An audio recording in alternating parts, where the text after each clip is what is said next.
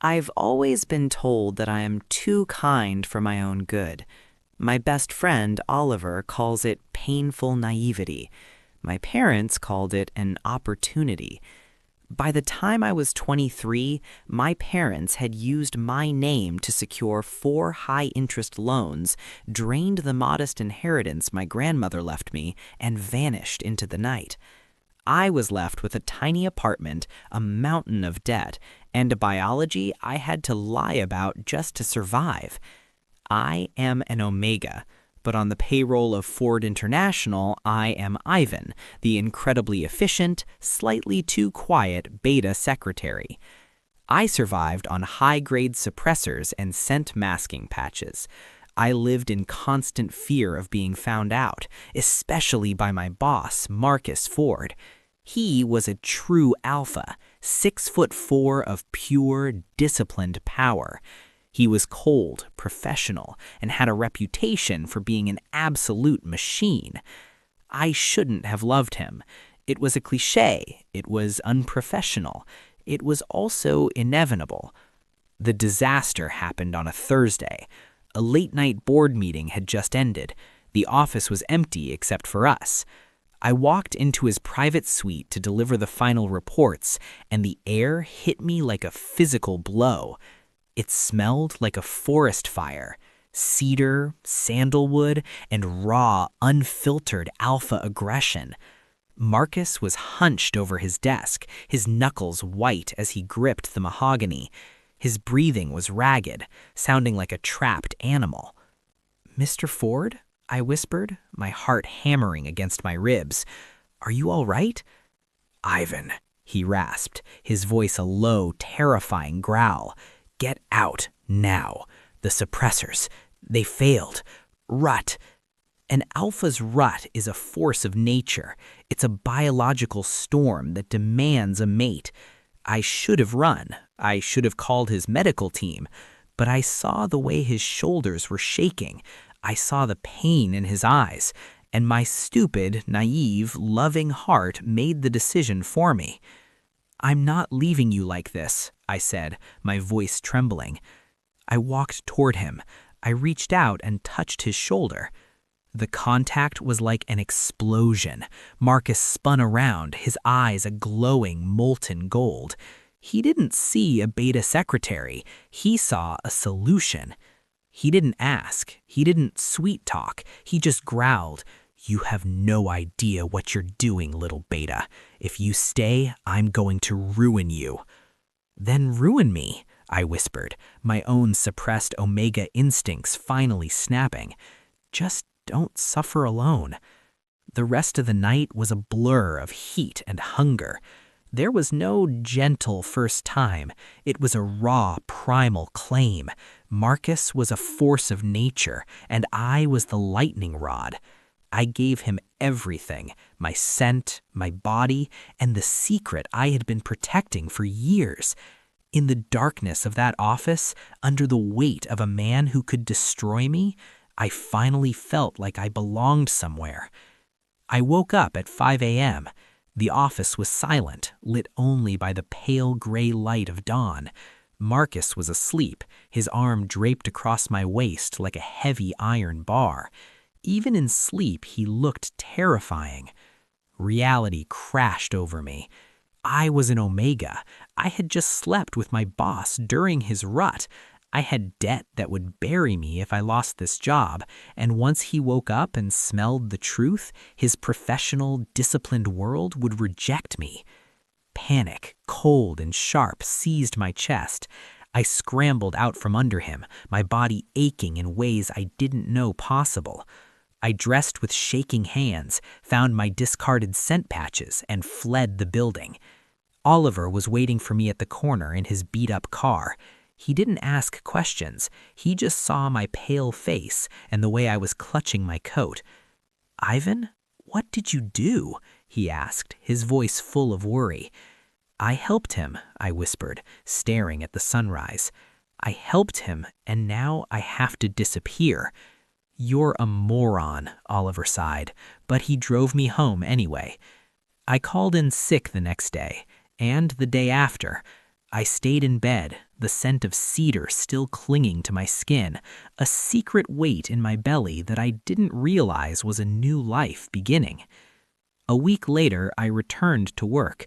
I felt different, nauseous, dizzy, and perpetually tired.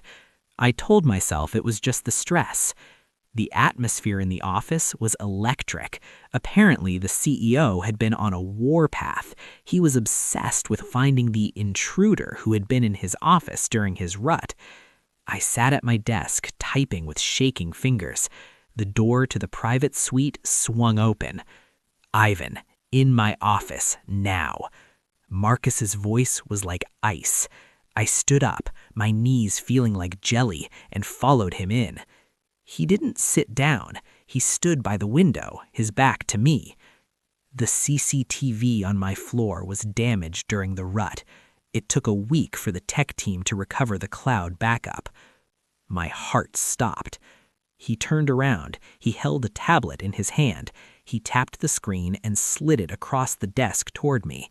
It was a grainy night vision shot of me leaving the office at 5:12 a.m. The timestamp was undeniable. "You lied on your application," Marcus said. It wasn't a question. It was a sentence. "You're not a beta. You're an omega. And you used my rut to, what, secure your position? Trap me?" "No," I cried, tears springing to my eyes. "I just wanted to help. I didn't want you to be in pain."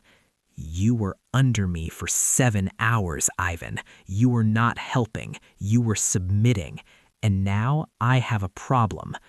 He walked around the desk, stopping inches from me. He leaned down, inhaling sharply at the base of my neck. Even through the patches, his alpha could smell it. He froze. His hand came up, hovering over my stomach. "You're pregnant," he stated. I blinked. "What?" "You're carrying my pup, and because I am a man of my word and a Ford, I am taking responsibility. You're done here, Ivan. Pack your things. You're moving into the penthouse tonight." "I can't," I stammered. "I have a debt to pay, my job." "The debt is paid," he interrupted. His voice said no argument. "And your job is over. Your new job is staying healthy. I don't love you, Ivan. I don't even know you, but I am an alpha, and I will not have my mate living in a hovel while carrying my heir. Move." I nodded, silent tears blurring my vision. Those words were true, but they didn't make them hurt any less. They shattered what was left of my heart. The first month in the penthouse was the loneliest time of my life. It was a massive marble and glass museum where my footsteps felt too loud. Marcus was a ghost. He left before I woke and returned long before I'd eaten dinner. He was distant, distrustful, and treated me like a delicate piece of furniture he was forced to keep. "Please," I asked him one morning as he reached for his briefcase, "can Oliver visit? I'm very lonely here." He looked at me, his gaze analytical. "Fine, during the day only, no overnights." Oliver started coming over 3 times a week. He was my anchor. We'd sit on the balcony and I'd finally let the mask slip. "He doesn't trust me, Oliver," I whispered, clutching a cup of ginger tea. "He thinks I'm a gold digger, but my feelings, they're getting worse. Every time he walks into the room, my omega wants to crawl into his lap, even though he looks at me like a spreadsheet error." "You're a hopeless case, Ivan," he said, shaking his head. "Stop trying so hard. You're cooking him dinner every night and he barely says thank you. You're too naive. He's a shark. He doesn't understand kindness." But I couldn't help it. I prepared his coffee just like he liked it. I left notes about his schedule. I tried to be the perfect, quiet presence he wanted. He remained an ice fortress. Then came the 12-week checkup. We went to a private hospital owned by Marcus's oldest friend, Dr. Hahn. "Well, Ivan," Dr. Hahn said, looking at the ultrasound with a playful grin, The pup is healthy. Heartbeat is strong. Now tell me, have you been experiencing an increase in desire? It's very common at this stage for omegas. I felt my face turn a shade of red that matched the biohazard bins. Yes, I whispered, not looking at Marcus. But it's fine. I've been dealing with it on my own. I didn't want to be a bother. Dr. Hahn barked a laugh and slapped Marcus's shoulder hard. You hear that, Marcus? You're a terrible partner. You can't just leave him to handle a high-stress pregnancy alone. Intimacy is part of the care, you stiff. He needs his alpha scent and touch to stabilize. Do your job. Marcus looked like he wanted to fire the doctor, but he remained silent. In the car ride home, the tension was thick. I stared out the window, mortified. Suddenly, Marcus spoke. Is that what you want, Ivan? What Han said? I swallowed hard. I do want it, but I never asked because I didn't think it mattered. I didn't think you wanted me. Marcus gripped the steering wheel. What matters most is the baby's well-being. If the doctor says it's necessary for the stabilization of your pheromones, then we will do it. When we got home, the air was different. We showered separately, the silence of the penthouse feeling fragile. I sat on the edge of the bed in an oversized shirt, my heart hammering. Marcus walked in, wearing only silk pajama bottoms. He looked at me, and for the first time, I saw a flicker of hesitation in his eyes. It was awkward, and I was feeling shy, but when he sat next to me and his hand found the small of my back, the heat was undeniable. He leaned in, his lips hovering over mine. Consent, Ivan. Tell me. Yes, I breathed. Please. The kiss was slow, a tentative exploration that quickly turned passionate. It wasn't the rut-fueled madness of the first time. This was tender. He touched me as if I were made of glass, his breaths hitching every time I whimpered his name. His restraint slowly melted, replaced by a sincere, grounding warmth. Afterward, he didn't leave. He helped me clean up with a warm cloth, his touch lingering. He carried me back to the bed, tucked the duvet around me, and then, to my shock, he pulled me against his chest and stayed there. That night, the first crack appeared in his armor. During the second month, things changed. He started asking questions. Are you hungry? Are you tired? One night, he walked into the kitchen while I was struggling with a heavy pot. Sit down, he commanded. He took over the stove. As it turned out, the CEO was a brilliant cook. He made a pan-seared sea bass that was better than anything I'd ever tasted. This is amazing, I said, my eyes bright. Can you keep cooking for me? He looked at the spatula, then at me. If it ensures you eat enough, fine. The turning point happened on a Tuesday morning. Marcus was leaving for the office. I was standing by the door to say goodbye. Without thinking, he leaned down, kissed me firmly on the lips, and said, "Enjoy your day with Oliver. I'll be home by 6. He walked 3 steps toward the elevator, then stopped. He turned back, a look of genuine shock on his face. He walked back to me, his expression earnest. Ivan, my feelings, they've been changing. I tried to suppress them because I didn't want to be compromised, but it's not working. I want to face this properly. We started this for the baby, but I want to stay for you. Will you be my boyfriend? I didn't even have to think. Yes, Marcus, 1,000 times yes. When Oliver arrived an hour later, I was practically glowing. I couldn't stop smiling. He actually asked. The peace was shattered 2 weeks later. My parents had found out where I was. They didn't know about the pregnancy, but they knew I was living with the richest man in the city. They showed up at the penthouse gate shouting about filial duty and stolen children. Marcus let them in. I was sitting on the sofa, clutching a pillow to my stomach, as my father and mother walked into the living room. They looked like vultures. Elias, thank God, my mother cried, fake tears welling in her eyes. We've been so worried. This man, he took you from us. He saved me from you, I said, my voice shaking. Don't be like that, my father snapped. His eyes darted to the expensive art on the walls. We have a new investment opportunity. If Mr. Ford here gives us a small dowry, we'll leave you in peace. I felt a wave of nausea. They were selling me again. Marcus walked into the room. He didn't look angry, he looked bored. He sat down next to me, draped an arm around my shoulders, and pulled me into his scent, a clear, possessive claim. "A dowry?" Marcus asked, his voice sounding like a purr before a strike. "Yes," my father said, leaning in. "Say 10 million?" Marcus nodded slowly. He reached into his pocket and pulled out a thick envelope. My parents' eyes lit up with pure greed. He tossed the envelope onto the coffee table. My father grabbed it, tearing it open. It wasn't money. It was a stack of legal documents. "Those," Marcus said, his voice dropping into that terrifying alpha growl, "are the criminal filings for the predatory loans you took out in Ivan's name, along with the evidence of the tax evasion I found while auditing his family history. I've already sent copies to the district attorney." My parents went pale. "You have 10 minutes to leave my property," Marcus continued, standing up and towering over them. "If you're still here in 11 minutes, I'll call the police. If you ever contact Ivan again, I will buy the prison you're sent to just to make sure your cells have no windows. Get out."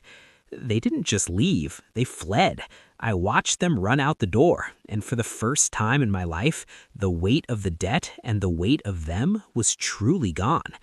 I burst into tears. Marcus sat back down, pulling me into his lap despite my size.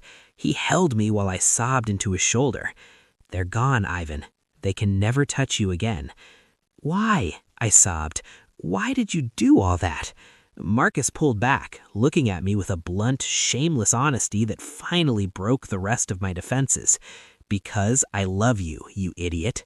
It took me 2 months and a pregnancy to realize an omega who was brave enough to stay with a berserk alpha is the only person I want to come home to. You're naive, you're clumsy, and you're mine. Deal with it." I laughed through my tears. "I think I can deal with that." "Let's get married, Ivan," he said suddenly, "as soon as the baby's born. I want the world to know you're mine legally, not just biologically." I was shocked, my heart soaring. "Married? Really?" "Really," he said, kissing my temple. 1 month before the due date, I was in a state of full omega nesting. I'd spent the morning dragging every single blanket, pillow, and soft item of clothing into the center of the master bedroom. Marcus walked in after a long day at the office. He stopped in the doorway. The bed was stripped, his expensive silk ties were woven into a perimeter, and I was sitting in the middle of a pile of his shirts, looking like a very round, very grumpy bird. "Ivan," Marcus said, looking at the chaos, "is that my limited edition cashmere coat?" "It smells like you," I snapped, clutching the coat to my chest, "and the baby likes it. Do you want the baby to be sad, Marcus? Is that what you want?" Marcus sighed, rubbing the bridge of his nose. "The baby is currently the size of a watermelon and hasn't even seen the coat. I need that for the summit tomorrow." "No," I said, narrowing my eyes. "Mine." Marcus looked at the nest, looked at me, flushed, pregnant, and fiercely protective of a pile of laundry. A slow, shameless grin spread across his face. He began unbuttoning his shirt. "What are you doing?" I asked. "If you're taking all my clothes, I might as well join the pile," he said, stripping down to his boxers and climbing into the nest. He pulled me against him, his large body providing the heat the blankets couldn't. He kissed the back of my neck, his scent wrapping around me like a physical embrace. "You're lucky you're cute, because I am currently sitting on a silk tie that costs more than a car, and I've never been happier." By the next morning, Marcus left to attend the mandatory 3-day summit. As I was huge, hormonal, and incredibly restless, Oliver came over to stay with me, but it didn't help. By the second night, I was spiraling. I missed Marcus's scent. I missed his voice. I grabbed my phone and dialed his number. "Where are you?" I blurted out as soon as he answered. "I miss you. Do you not love me anymore? Why aren't you back yet?" "Ivan, sweetheart," Marcus's calm voice came through the line. "The summit just ended. I'm in the elevator. I'm literally on my way to the car. I'll be home in 20 minutes. 20 minutes is forever," I shouted. "You don't love me. You're probably at a bar." "I am in a suit, in a garage, by myself," he said patiently. "Listen to me, you lecherous old man," I snapped, my hormones taking the wheel. "Don't you dare bring home a mistress. My body might not be the same anymore. I'm basically a human boulder. But remember, this is your responsibility. We are one. If I'm pregnant, you're pregnant. If I'm sick, you're sick. Take your vows seriously." On the other end, I heard a faint, helpless chuckle. He didn't hang up. He stayed on the line while I lectured him for the entire 20-minute drive. Oliver was in the kitchen, hiding behind a cupboard, shaking his head while I explained to the CEO exactly why he was a shameless alpha. By the time the front door opened, I was mid-sentence about the importance of loyalty. I looked up and my mood flipped instantly. "So you are here. You do love me after all." Marcus walked straight to me. He kissed my forehead, then knelt and pressed a long, soft kiss to my belly. "I'm here. I've been scolded for 3 miles, so I think I've paid my dues.